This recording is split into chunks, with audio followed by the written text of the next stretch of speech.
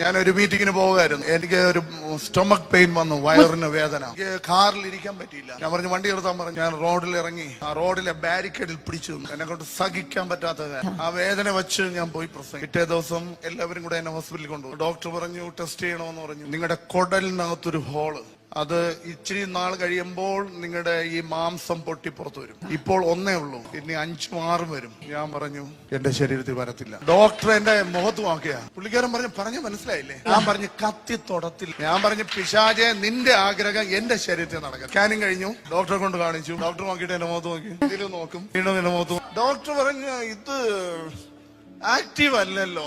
ഞാൻ പറഞ്ഞു വേറൊന്ന് ആക്റ്റീവ് ആണ്. ഞാൻ MRI സ്കാൻ എടുക്കുന്നതിന് മുൻപ് ഒരു പാസ്റ്റേഴ്സ് മീറ്റിങ്ങിന് പ്രസംഗിക്കാൻ പോയി. അവിടെ ഒരു ഭയങ്കര ഗ്ലോറി ഇറങ്ങി. ആ ഗ്ലോറി ഇറങ്ങി വന്നപ്പോൾ ഞാൻ പറഞ്ഞു ഞാൻ ആ സൗഖ്യത്തെ സ്വീകരിക്കുന്നു. പിശാചിനെ മിണ്ടാതാക്കാനുള്ള അധികാരം, ദൈവരാജ്യത്തെ ഈ ഭൂമിയിലേക്ക് കൊണ്ടുവരാനുള്ള അധികാരം നിങ്ങൾ ഉപയോഗിക്കാൻ തുടങ്ങുക. തുടർമാനമായ അത്ഭുതങ്ങളെ കാണാൻ പറ്റും, തുടർമാനമായ വിടുതലുകളെ കാണാൻ പറ്റും. നിങ്ങളുടെ ശരീരത്തിൽ നിന്ന് ഓടിപ്പോവാൻ തുടങ്ങും.